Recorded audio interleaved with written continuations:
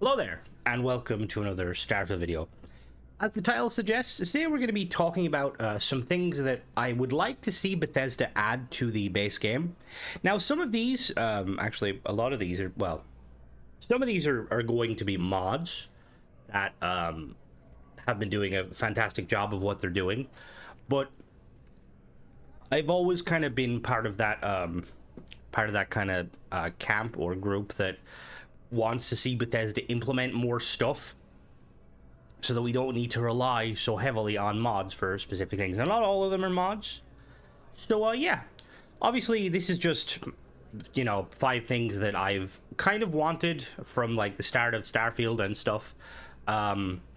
There probably is a lot more things that could be added. I tried to choose things that either already exist as mods or things that are you kind of would expect with a game such as Starfield. So like things that are kind of feasible for Bethesda to do. Now, there's nothing saying Bethesda will ever add any of this. This is just kind of a bit of hopium. But I'd like to know what you guys think when it comes to like things. If you guys were to give me examples of things you would like to see Bethesda incorporate.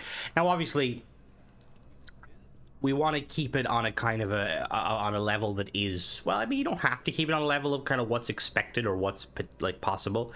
Like, obviously, I think everybody would love like atmospheric flight, but I don't know how plausible that is. Anyway, so let's get into it, shall we?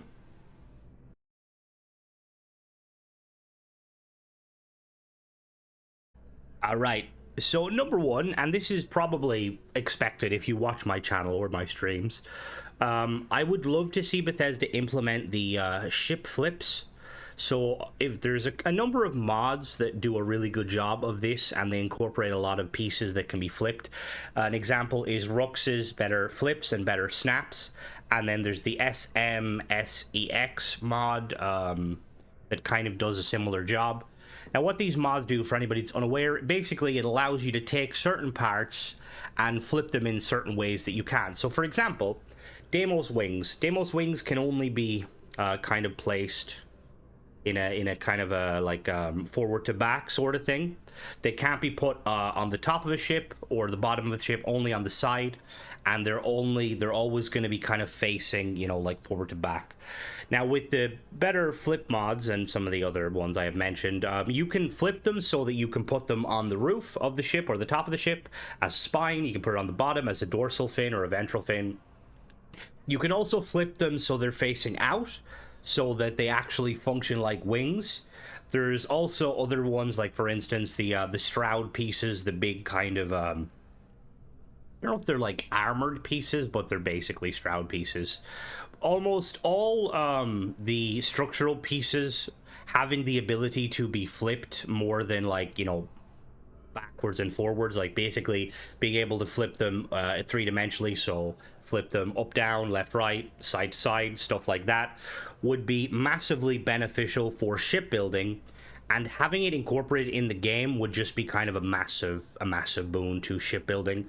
This is the sort of thing where players wouldn't necessarily need to kind of mess that, like it's not a kind of a be all end all. It's kind of like with the merging, like Bethesda added, oh, whoops, I pressed the wrong button and I stood up. Whoopsie, let me fix that. I do apologize. It's very finicky trying to sit down in these kind of reviews. So yeah, like it's the sort of thing where it's not inherently, like obviously a lot of people aren't probably going to use it because a lot of people tend to stray away from shipbuilding in general, which is always a shocking thing. But also a lot of people tend to kind of stay away from the merging. And I think just adding this would kind of give the shipbuilders more in their toolbox to kind of mess around with, because it's something that I personally think is desperately needed. I love shipbuilding and I love mods, like don't get me wrong, but I feel like having them in the game, because the thing is when it comes to modding and stuff is one, they're not achievement friendly, which is kind of just a side effect. You could say like, oh, Rooks could bring out an achievement friendly version which would cost credits, but it's one of these things that I kind of wish Bethesda themselves would kind of implement, because there is like, if you look at some of the parts in game, it's very clear that like Bethesda like intended to add more, or potentially there is more, they just never got around to fully releasing them. Like you'll have like part A but no part B, or you know, part B but no part A, and it's kind of confusing. So it makes me think that Bethesda like intentionally wanted to give us like more sort of stuff like that, and adding like ship flip parts would be, you know, would be super beneficial. That's pretty much it regarding the ship parts, so let's jump on to the next one, shall we?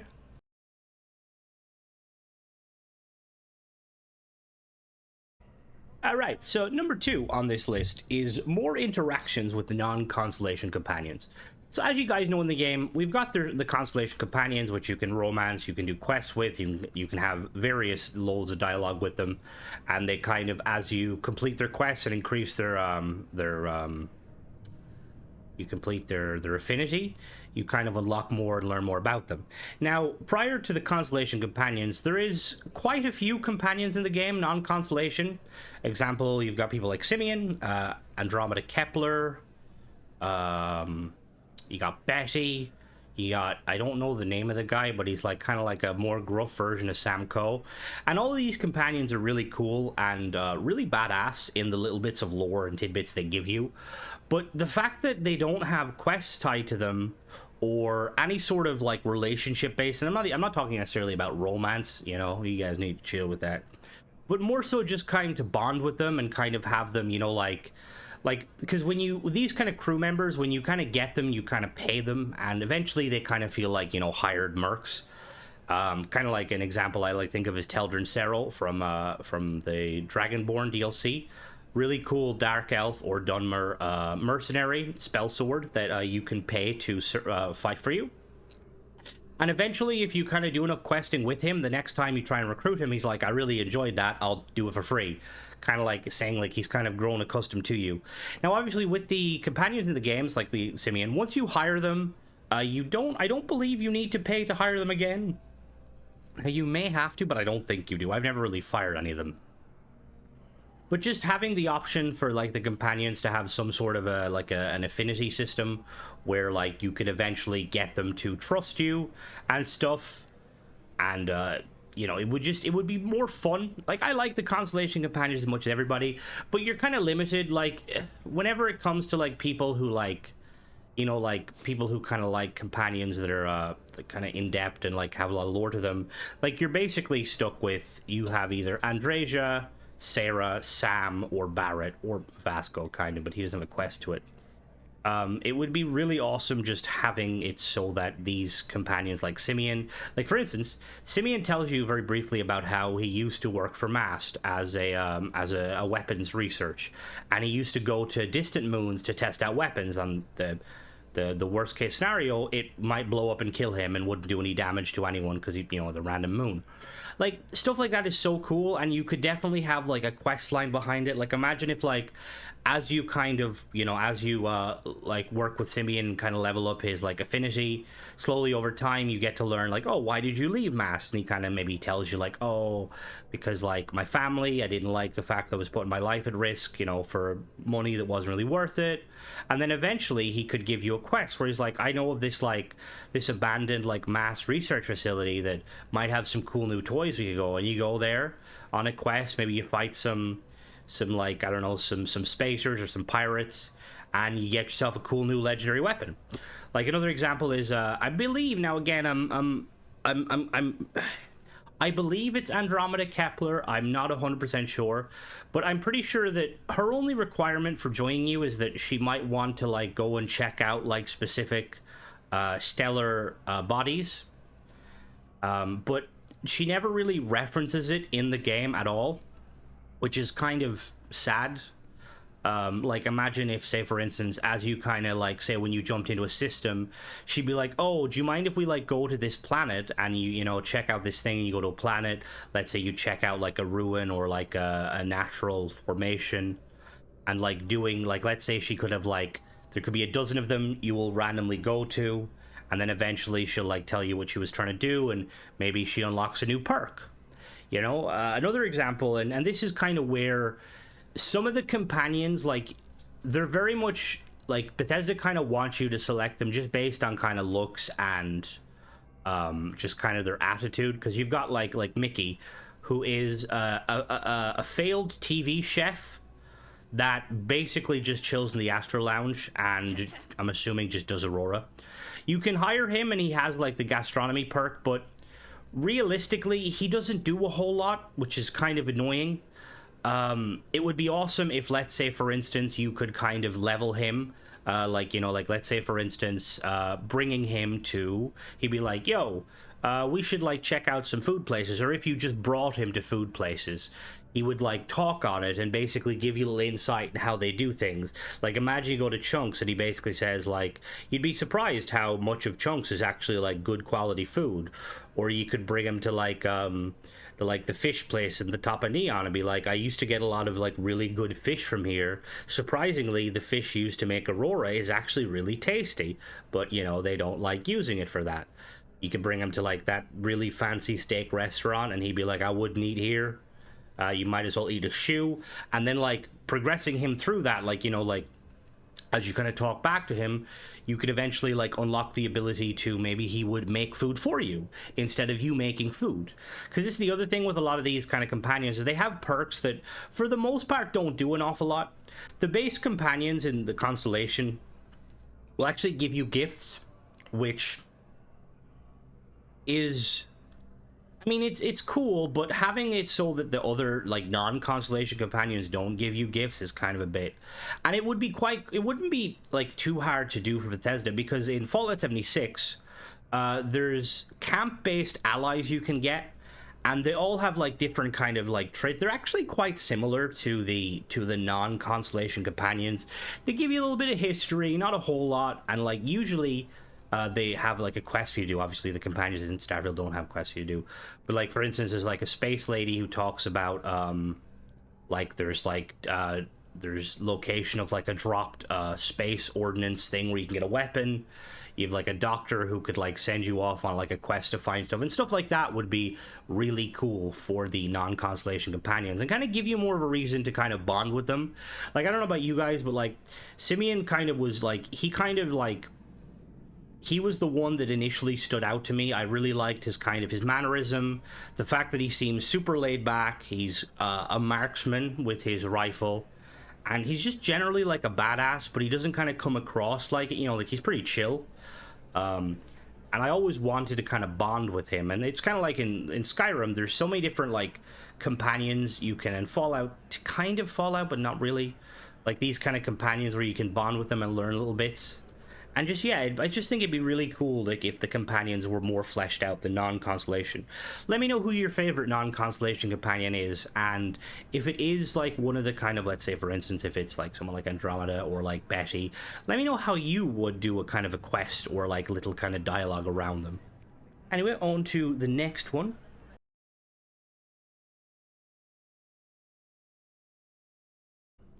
All right, so number 3 on the list is, and this is kind of taking some things from some games, mainly games like No Man's Sky, kind of a little bit of Elite Dangerous and Mass Effect, but having some sort of in-game compendium for each planet and their fauna and their plants. Now, excuse me, I know there is a mod, I don't even know if that was a hiccup or not. There is a mod that kind of adds like an in-game kind of, I don't know if it's a bestiary or if it's just like pictures, but there is a mod. So if this mod is quite similar to like what I'm referencing, obviously, then yeah, I kind of would like that mod to be implemented. But yeah, like there's so many planets in the game, and there's like really cool like creatures and plants, and we don't really get much info on them, and it's really annoying for the kind of the lore person in me and the kind of the explorer. Like, if you've watched my streams, I've like tamed so many various creatures, from Kara snails to fox bats to giant ankylosauruses and everything in between. And just having some sort of like a kind of a concise bit of information about them, like, oh, Kara snails are an organism that eats mainly dirt. You know, they can be found on various worlds. You know, their color schemes match their habitat, you know, blah blah blah, stuff like that. Like, because when you fully scan a creature and you look at it, it actually gives you little bits of information, like if they're territorial, like their level, kind of what their diet is. And I feel like just having that in like a, when you click on a planet, it'll like pop up like in No Man's Sky, it'll pop up and you can see the creatures. And the same with plants. Like there's a lot of really cool plants, and in game they just, plants are very much there to kind of well, they're there to kind of act as a resource for materials and miscellaneous items or misc items. And I do understand that, but I do wish that they also kind of gave you more than just like your structural or like something else. Like, for instance, it'd be cool if like it'd be like, oh, this plant is like, you know, something. It reacts with the atmosphere of the planet and like picks up minerals with its roots, and it produces like something that is akin to wood, or it produces this plant sap produces narcotic effect that can be used in medicine, like just little bits like that. Just, I think it'd be kind of cool, and it would also give you kind of, because one of the biggest, I think, things about this game, and it's handy having people like Ghost, big up Ghost, and Xenomaster, when you're trying to like figure out like, where did I find that creature, and without someone like Ghost who can tell you, because Xenomaster does have a kind of a built-in compendium to an extent, which is another reason why it should be implemented. Xenomaster, amazing mod. But is that a hair? Someone's hair? Yeah, okay, that's a hair. That was like an elf hat. But yeah, I think it'd just be kind of cool for the explorer and me, you know, to be like, oh, where did I find that giant dodo, or where did I find that like lizard that looks really cool, you know, like which planet had those really cool trees that are like very similar to a birch, or the you know, stuff like that. I just think it'd be cool. What do you guys think regarding this one? Anyway, on to the next one.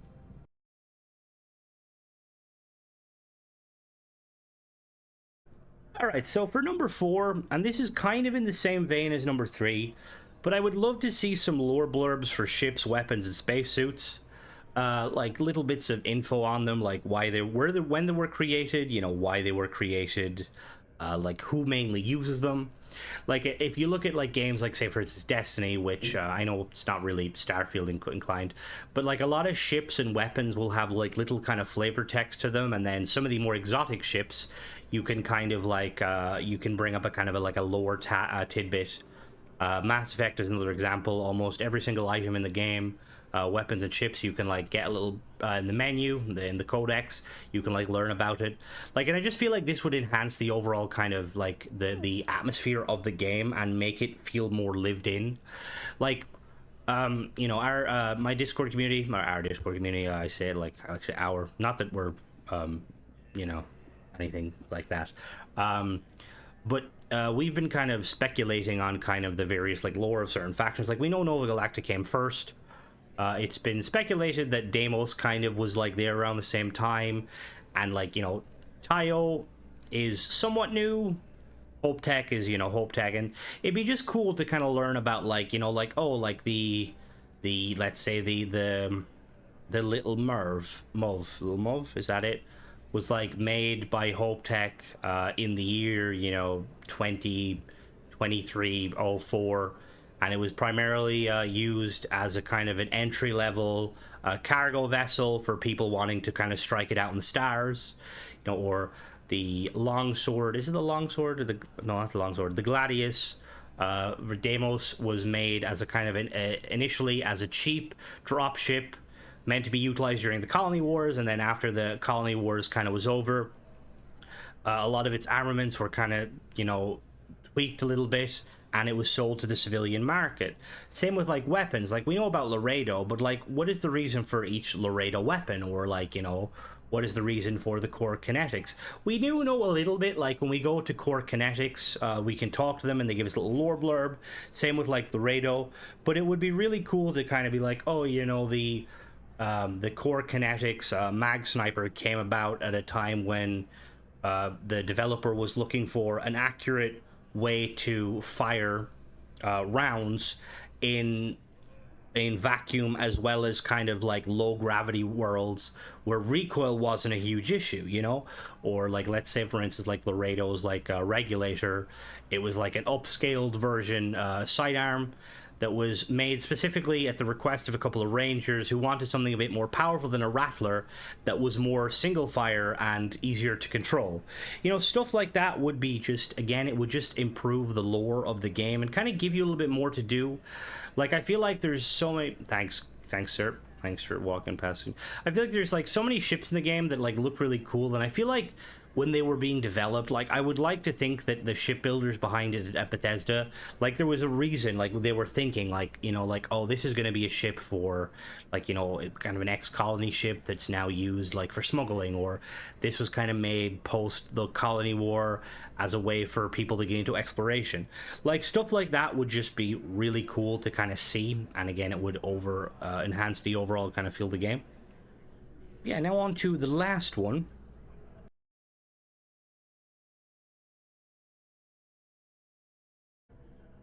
Hello there, and welcome to another Starfield video. As the title suggests, today we're going to be talking about some things that I would like to see Bethesda add to the base game. Now, some of these, actually, a lot of these are, well, some of these are going to be mods that have been doing a fantastic job of what they're doing, but I've always kind of been part of that kind of camp or group that wants to see Bethesda implement more stuff so that we don't need to rely so heavily on mods for specific things. And not all of them are mods. So, yeah. Obviously, this is just, you know, 5 things that I've kind of wanted from, like, the start of Starfield and stuff. There probably is a lot more things that could be added. I tried to choose things that either already exist as mods or things that are kind of you kind of would expect with a game such as Starfield. So like things that are kind of feasible for Bethesda to do.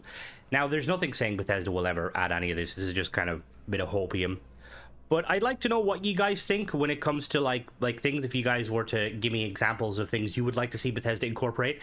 Now, obviously, we want to keep it on a kind of on a level that is, well, I mean, you don't have to keep it on a level of kind of what's expected or what's like possible.